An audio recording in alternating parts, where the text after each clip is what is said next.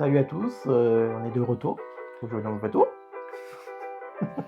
J'aime vraiment cette Aujourd'hui, on se retrouve pour une nouvelle review de ce qui nous restait sur notre liste, comme vous avez promis, c'est-à-dire Anya Crimson et Undead Unlock, ainsi que Miggy Dali. Oui. Ouais, comme le précédent, on a vu pour la plupart, on en avait deux pour. C'est pas familier. Non, on en avait deux pour Undead Unlock, trois pour Ah. Miggy et trois pour Miggy et Dali. Oui, c'est ça. Donc on va vous donner notre avis sur les 3 petits épisodes de Miggy et Dali et Anya Crimson, ainsi que les 2 épisodes de Undead Unlock. Pour certains, on a beaucoup de choses à dire, pour d'autres, ce sera très expéditif. Ouais, il y a du sel qui va tomber. Beaucoup. Ça va être salé. Donc pour Miggy et Dali, en soi c'est assez intéressant et en même temps flippant. Alors si je peux donner un avis. Pourquoi flippant? Parce que je vois de quoi tu veux dire flippant. Ah, tu vois, que en soi, on part sur une enquête, étonnamment, on part sur une enquête, entre guillemets, où genre Pas vraiment une enquête, c'est plus. Oui, puisque les deux frères cherchent à retrouver qui a buté leur mère. Bon, ils cherchent pas vraiment pour le moment. De ce qu'on a vu, c'est plus qu'ils cherchent à se venger. C'est plus une vengeance sur ils ont parlé vraiment de faire payer au village. C'est un village ou une ville? Je sais plus. C'est un village. La mort de leur mère. Bon, déjà, faut vraiment pas prendre l'anime au sérieux. Enfin, le manga, l'anime, c'est trop facile. Il se prend pas au sérieux Non. déjà, pour commencer. Vraiment pas. La blague que j'ai faite sur Steve Jobs, elle est reprise dedans, j'étais fier. Elle existe. Donc même, tu vois, même le manga, il dit comme ça, oui. Ce sont des Steve Jobs, voilà, genre, avec des cheveux. Oui, et on a revu un peu plus de leur magouille, Ils sont ingénieux sur leur méthode pour cacher le fait qu'ils soient des jumeaux. C'est ça. Ils sont vraiment pas très intelligents. Juste la scène avec qu'ils ont confondu le vélo qui était leur cadeau de bienvenue avec un objet de torture. Un objet de torture pour leur couper les cheveux. Je ne sais pas pourquoi. Mais franchement, il y a déjà eux qui sont spéciaux, mais les personnages secondaires aussi, c'est pas mieux. Les parents ne sont vraiment pas mieux. C'est pas mieux. Genre que ce soit les parents, que ce soit les potes, enfin... Potes. On va d'abord commencer par les parents. Oui, déjà faisons une petite présentation des parents. Il faut savoir déjà que les parents sont assez vieux déjà. Ils ont la soixantaine. Voilà, genre ils ont comme la soixantaine. Mais en fait, tu sens vraiment qu'ils vont vraiment donner de l'amour à leurs enfants.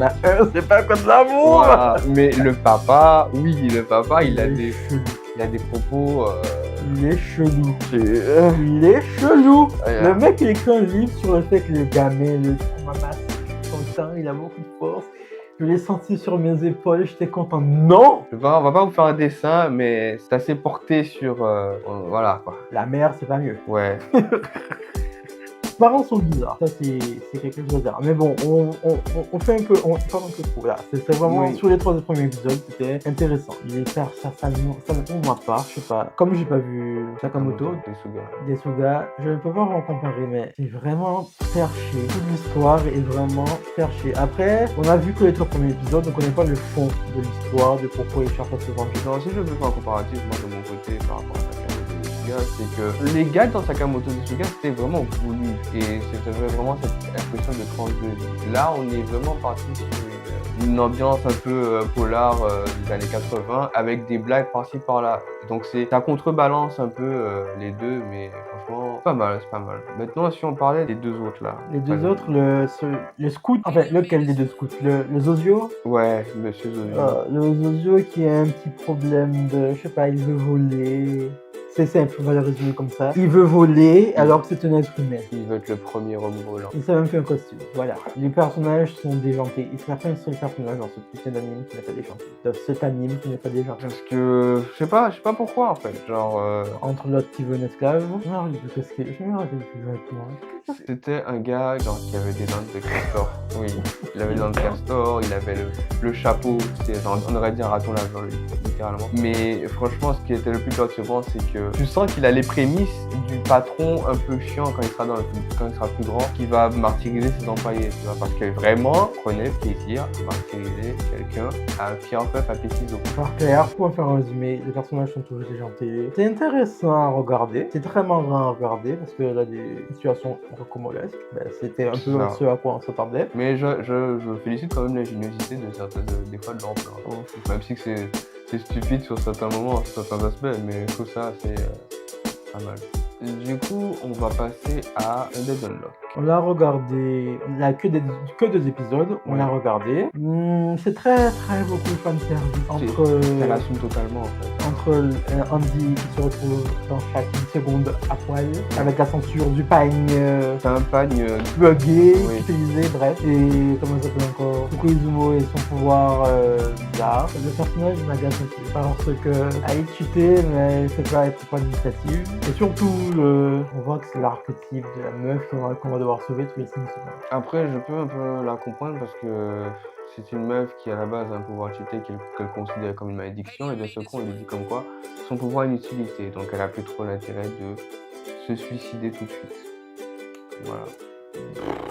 Je sais pas, moi je parle pas vraiment de son pouvoir, plus de l'archétype qu'elle est. Ouais, bon après. Pourquoi j'ai l'impression que si l'anime continue comme cela, ce sera un personnage à la Sakura. Elle va finir par tous les 5 secondes crier à l'aide. Même si le but qu'ils se sont fixés est intéressant. L'univers est bizarre parce qu'ils vivent dans une ville où on a l'impression qu'il y a personne, il y a que Oui. eux deux et leurs ennemis. Ça c'est perturbant parce que on sait pas si la ville est morte ou pas. Mais sincèrement, sur tout l'épisode, ce qu'on a vraiment aimé, c'est d'abord les antagonistes, mais surtout Andy. Ouais. Andy est pas mal en vrai, il est très rentre-dedans, il va vraiment rentre-dedans.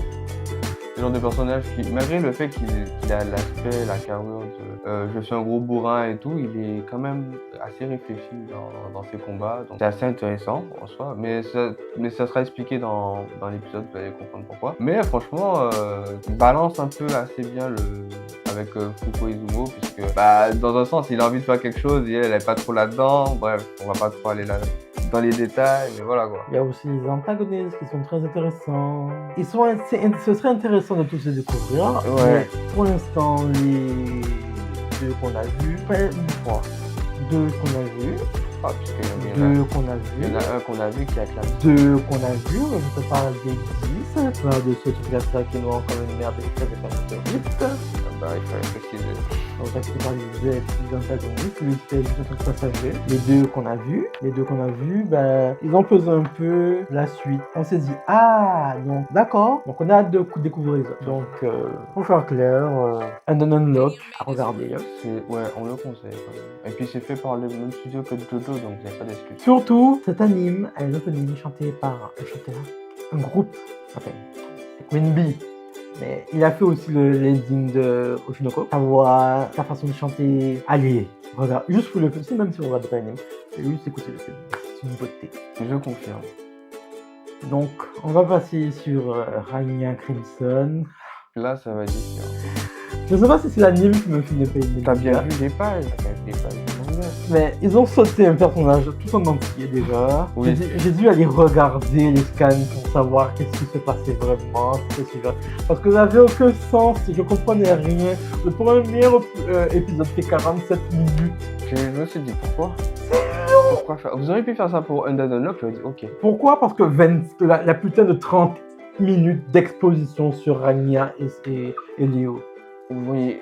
Et j'ai eu l'impression réellement qu'ils sont partis dans une direction sentimentale et tout, mais c'était à rallonge. Avec des plans, mais C'était à rallonge. Ça servait à rien. Genre, au bout d'un moment, moi, je me suis dit, pourquoi faire? Et l'animation, c'est pas mieux. Non, là, les dragons sont en 3D. Ouais, mais ça, c'est pas, voilà, elle est pas bien foutue, c'est ça le pire. Quand les dragons sont CGI, ils deviennent en 2D quand ils commencent à s'approcher de personnages. Faut choisir. Pourquoi? Franchement, non, moi je comprends pas. Et c'est ça le pire, c'est que après, quand tu continues, que tu te tapes le deuxième, le Ça troisième. devient très long. Comment dire, les 2 premiers épisodes font un tome. C'est très louable. Oui. C'est bien. Mais quand on pense que le premier épisode fait 48 minutes, c'est compréhensible que 2 épisodes fassent un tome, un volume entier. Donc, imaginez que si un épisode adapte à peine la moitié d'un tome, comment on peut aller si vite sur un tome à faire paraître l'épisode aussi lent et aussi long? Je sais pas, c'est pas compressé, ça va pas ensemble. En fait, surtout, j'ai trouvé que c'était pas utile de faire un épisode de 40 minutes. Pourquoi faire? Pour planter le décor, parce que c'était un grand truc attendu, mais moi je sais pas, ça me donne pas l'envie de continuer à le regarder parce que, je sais pas, déjà l'autre là qui parle beaucoup. Moi, je vous conseille, lisez le manga.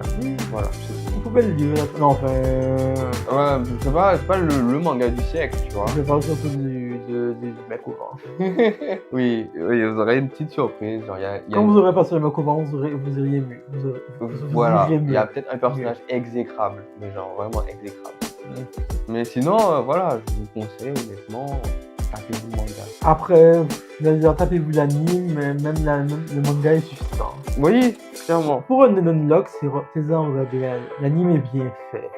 D'accord, il est parfaitement bien fait, il n'a rien à redire sur Unlock. Oui. Mais Rania Crimson, on avait des attentes hauts, on se retrouvera du sol. Parce que, je sais pas, les voix des personnages, certains sont bizarres. Il y a un personnage en particulier qui a une voix que tu te demandes est-ce que c'est une fille ou un gars. Crimson. Mais Juste, on va vous dire le truc de Crimson. Crimson n'a pas de genre défini. Là, à un moment, il a une apparence très féminine, mais il a une voix d'homme. Pourquoi?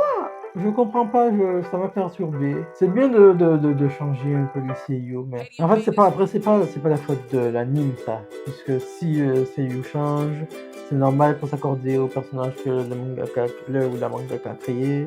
C'est un peu agaçant, mais ça se lit. Ça se regarde pas trop, mais ça se lit. Mais et puis surtout, faites pas gaffe à l'histoire parce qu'elle est un peu perchaude. Si vous voulez un conseil, lisez tout le premier tome, tout le premier volume, et ensuite recommencez à penser de l'épisode 3.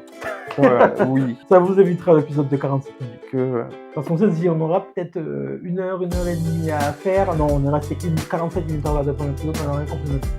Est-ce qu'on va le continuer? C'est bien parce qu'il va falloir vous donner notre avis. Pour ça, il faut la 24 de ce truc. Mais on vous donnera notre avis. Peut-être qu'on le finira pas. On verra bien en chemin. Si ça nous saoule, on ne le finira pas. On vous tiendra au courant, ne vous inquiétez pas. Donc, voilà, c'est tout ce qu'on avait à dire, je crois, sur Ragnar Crimson. Un Unlock, allez le voir, Ragnar Crimson. Comme je vous ai dit, volume 1, vous sautez les 2 premiers épisodes pour commencer au 3. C'est ça. Emily et Dali. En fait, regardez-le seulement quand vous allez manger, en fait. Ouais, regardez les à mangeant. Parce que c'est vraiment le truc chill, tu vois, que t'as pas envie de te prendre la tête. Voilà. Après, on ne sait jamais si l'intrigue vous plaît. On vous conseille de le regarder après. Parce qu'à contrario de Spy Family, je le dis ouvertement, l'intrigue a l'air beaucoup plus mise en avant que Spy Family. Donc voilà. Donc, on a fait tous les reviews de la plupart des animes qu'on avait sur notre liste.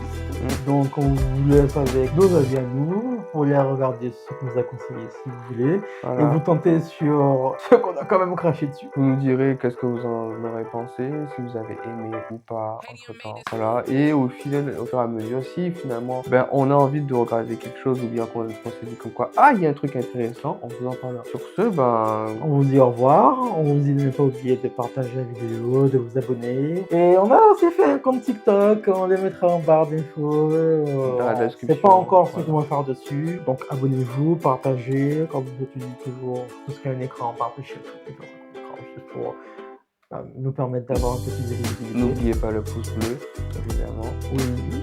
Abonnez-vous. Oui, surtout abonnez-vous, ce serait bien. Et on vous dit à bientôt pour la prochaine vidéo. Voilà, à bientôt.